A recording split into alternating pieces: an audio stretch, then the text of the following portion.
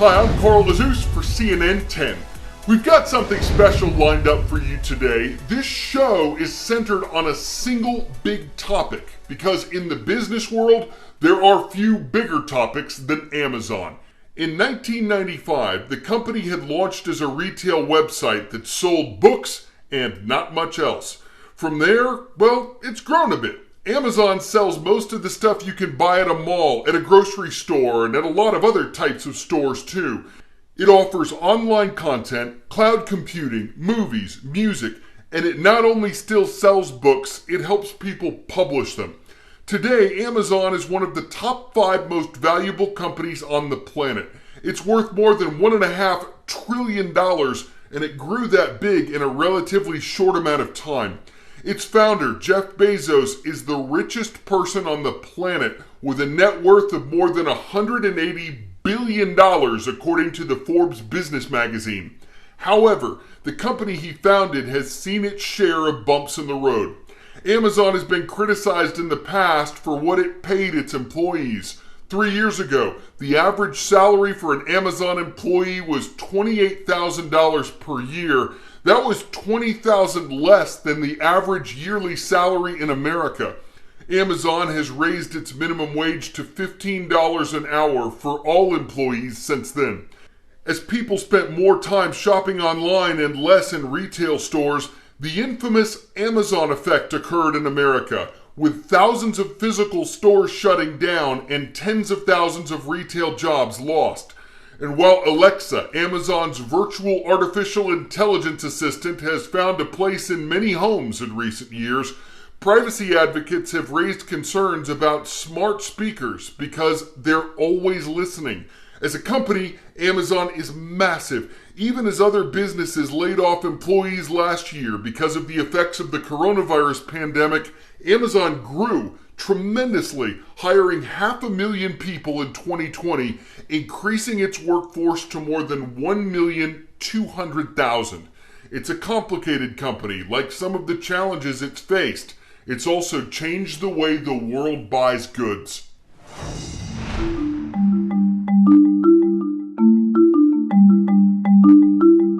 Welcome. Swipe in here. Amazon Go is the ultimate grab-and-go shopping experience. You literally grab it off the shelves and go. You use the app to enter the store. Once you're in, you can put the phone away. And you shop the rest of the store just like you would any other store, with one key difference.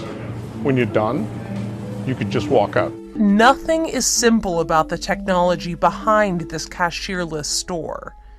The Amazon Go market uses artificial intelligence to monitor what you've reached for on the shelf and to make sure you're charged for what you walked out with and nothing else.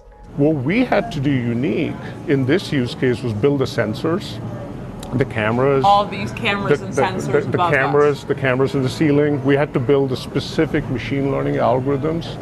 The problem that we have to solve in Amazon Go is who took what. When I take this item off the shelf, it's in my virtual cart. When I put it back, the item goes back. It's an easy problem to solve when you have a single person in the store, but when there's multiple people, a lot of products, if you look around, look very similar to each other. Right. So that's where the challenge comes in.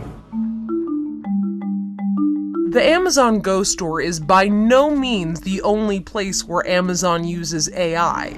We've got hundreds of teams working on artificial intelligence programs across Amazon.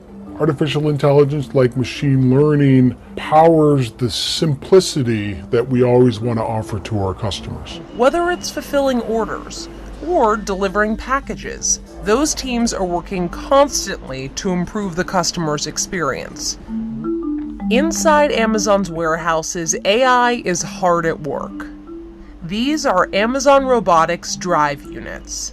Once a customer actually purchases an item, either on their mobile app or on their computer or laptop, the system identifies the pod where the item is actually located in a field, and the bot maps out the most efficient way through using machine learning to get that pod, which has that item that that customer purchased, to the associate. So there's some people out there that will hear robots, machine learning, AI, and think jobs, they're going to be gone. What we've actually determined when we've actually deployed our solutions in our fulfillment networks is that we actually are relying a lot more on our associates. We've increased their efficiency, and it really gives them the ability to work on different tasks. And we've actually grown our associate employment across the globe to date. Alexa, order dog biscuits. And of course, One moment. the AI tool you're most familiar with Here's what I found. is always learning new tricks. Achieving what Alexa is right now is a super hard challenge. Going from that to the future, I would like Alexa to respond to your mood, your sentiment, your feelings as expressed in your speech. The one key advantage we have is we now have so much more data. So is it a big challenge? Yes. Are we up to that challenge? Heck yes. In the evolution of Alexa, is it still in its infancy? Is it a toddler now, or is she a toddler now? An adolescent, teenager? Certainly hasn't graduated from college.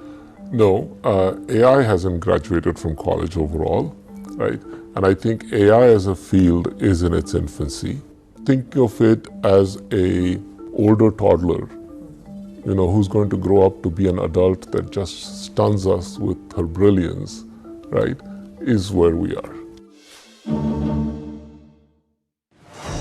Is Amazon a monopoly? Well, it's not really an easy question to answer. First, you have to understand what the core tenet of Jeff Bezos' business philosophy is: patience. Go back to the original letter that Jeff Bezos wrote investors in 1997. He wrote that investors to Amazon shouldn't expect Amazon to operate like most companies, because Amazon wouldn't judge itself by short-term profits, the thing that almost every other company cares about, only the long term. And Bezos and Amazon stayed true to that. Its first few years, Amazon barely made a profit. It invested billions of dollars back into the business, and it just kept growing and growing and growing and growing. And now that patience has paid off with incredible profits over the last few years. We all know on some level what a monopoly is. We've played the game. But in the context of antitrust law, it's a specific thing. It's meant to stop a company from forming that can dominate the market in such a way that competition is impossible. Those who do not think Amazon is a monopoly say that because Amazon is offering its customers lower prices, it can't possibly be an antitrust case. Those low prices are a benefit to consumer welfare, and it would be impossible to regulate exactly how low is too low for prices. The lodestar of antitrust enforcement is how are consumers affected? Do consumers pay more? Do they have less choice? Then it's time for the antitrust cops to get on the beat. This is David Balto. He worked on antitrust cases for the Justice Department and the FTC for years and is skeptical about Amazon being a monopoly. When consumers are paying less and have a greater amount of choice, which seems to be the simple message from Amazon's business model, there's not a reason for intense antitrust scrutiny. But some say that business model is a direct threat to customers. This is Lena Khan. She's a lawyer who has really helped shape the debate around Amazon and antitrust law. To people like her, Amazon's willingness to sustain massive losses isn't just a savvy business move. It's an example of predatory pricing. So predatory pricing is when a company prices a good below cost and is doing so basically in order to drive out its competitors so that it is able to kind of enjoy a dominant place in the market. All of those things are a really high bar for the government to prove, and because of that, a successful case on predatory pricing hasn't been litigated in decades. That's not for a lack of will. We certainly at the FTC and the Clinton administration had predatory pricing investigations. But at the end of the day, you have to convince yourself that consumers would be better off if you stop these practices. And that's like looking for a unicorn. But to those who do think Amazon right now is acting as a monopoly, the government's view of predatory pricing is outdated. The reality is with tech companies, you have a marketplace that is winner take all.